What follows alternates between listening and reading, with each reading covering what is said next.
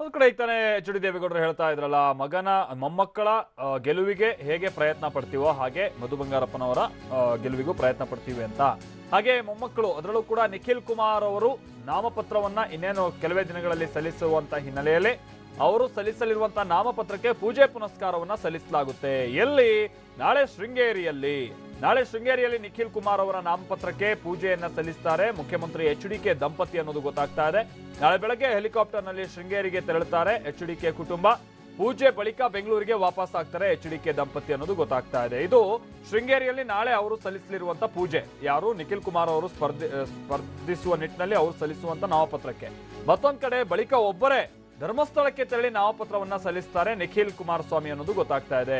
ನಿಖಿಲ್ ಅವರ ಗೆಲುವಿಗಾಗಿ ಒಂದ್ ಕಡೆ ಮುಖ್ಯಮಂತ್ರಿಗಳು ಪತ್ನಿ ಸಮೇತರಾಗಿ ಪೂಜೆ ಪುನಸ್ಕಾರ ಸಲ್ಲಿಸಿದ್ರೆ, ನಿಖಿಲ್ ಕುಮಾರ್ ಅವರು ಕೂಡ ಧರ್ಮಸ್ಥಳಕ್ಕೆ ತೆರಳಿ ಪೂಜೆಯನ್ನ ಸಲ್ಲಿಸ್ತಾರಂತೆ.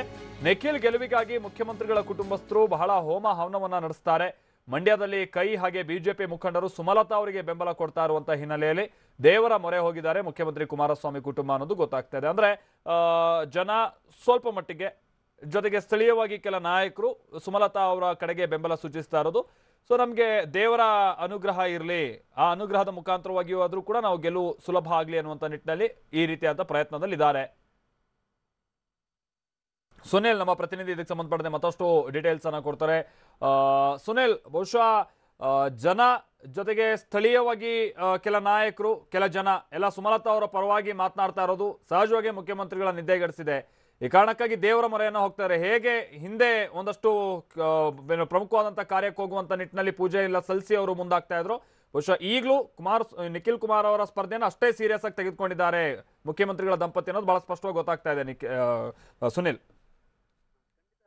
ಒಂದ್ ಕಡೆ ದೇವೇಗೌಡರು ಕುಟುಂಬ ಅಂತ ಬಂದ ಕೂಡಲೇ ಹೆಚ್ಚಾಗಿ ಒಂದು ದೇವರ ಮೇಲೆ ಭಕ್ತಿ ಅನ್ನೋದು ಹೇಳ್ಬೋದು. ಯಾವುದೇ ರೀತಿಯಾಗಿ ಒಂದು ಶುಭ ಕೆಲಸ ಮಾಡೋಕಿನ ಮುಂಚೆ ಹೆಚ್ಚಾಗಿ ಅವರು ದೇವರ ಮೊರೆ ಹೋಗ್ತಾರೆ. ಆ ಹಿನ್ನೆಲೆಯಲ್ಲಿ ಈ ಬಾರಿ ಕೂಡ ಏನು ನಿಖಿಲ್ ಕುಮಾರಸ್ವಾಮಿ ಮಂಡ್ಯದಿಂದ ಸ್ಪರ್ಧೆ ಮಾಡ್ತಿದ್ದಾರೆ. ಆ ವಿಚಾರಕ್ಕೆ ಸಂಬಂಧಪಟ್ಟಂತೆ ಸಾಕಷ್ಟು ಒಂದು ರೀತಿಯಾಗಿ ಆ ಕಾಂಗ್ರೆಸ್ನ ಒಂದು ಕಾರ್ಯಕರ್ತರು ಸುಮಲತಾಗೆ ಬೆಂಬಲ ಸಾಕಷ್ಟು ನೀಡ್ತಾ ಇರೋ ಮಾತುಗಳು ಕೇಳ್ಬರ್ತಾ ಇತ್ತು. ಆ ಹಿನ್ನೆಲೆಯಲ್ಲಿ ಅದಕ್ಕೆ ಯಾವುದೇ ರೀತಿಯಾಗಿ ಅಡೆತಡೆಗಳಾಗಬಾರ್ದು, ನಿಖಿಲ್ನ ಒಂದು ಗೆಲುವು ಸುಸೂತ್ರವಾಗಿ ಆಗ್ಬೇಕು ಅಂತ ಹೇಳಿ ಈಗಾಗಲೇ ಅನಿತಾ ಕುಮಾರಸ್ವಾಮಿ ಸಾಕಷ್ಟು ಮನೆಯಲ್ಲಿ ಏನು ಸರಣಿಯಾಗಿ ಒಂದು ಪೂಜಾ ಎಲ್ಲ ವೈಖರಿಯಲ್ಲಿ ಭಾಗಿಯಾಗಿದ್ದಾರೆ ಅನ್ನೋ ಮಾಹಿತಿ ಸಹ ಲಭ್ಯವಾಗಿದೆ. ಅದೇ ರೀತಿಯಾಗಿ ಒಂದು ಹೋಮ ಹವನಗಳಲ್ಲೂ ಕೂಡ ಭಾಗಿಯಾಗಿದ್ದಾರೆ ಅನ್ನೋ ಮಾಹಿತಿ ಸಹ ಲಭ್ಯವಾಗಿದೆ. ಅದೇ ರೀತಿ ನಾಳೆ ಸುಮಾರು 10 ಗಂಟೆ ಸುಮಾರಿಗೆ ಕುಮಾರಸ್ವಾಮಿ ಅವರ ಒಂದು ಕುಟುಂಬ ನೇರವಾಗಿ ಶೃಂಗೇರಿಗೆ ತೆರಳುತ್ತೆ. ಶೃಂಗೇರಿಗೆ ತೆರಳಿ ಅಲ್ಲಿ ಏನು ನಿಖಿಲ್ ಕುಮಾರಸ್ವಾಮಿ ಅವರ ಒಂದು ಮೊದಲ JDS ನ ಒಂದು ನಾಮಪತ್ರ ಏನಿದೆ, ಆ ಒಂದು ನಾಮಪತ್ರಕ್ಕೆ ಪೂಜೆ ಸಲ್ಲಿಕೆ ಆಗುತ್ತೆ. ಪೂಜೆ ಸಲ್ಲಿಕೆ ನಂತರದಲ್ಲಿ ಕುಮಾರಸ್ವಾಮಿ ಅವರು ಮತ್ತೆ ಬೆಂಗಳೂರಿಗೆ ವಾಪಸ್ ಆಗ್ತಾರೆ.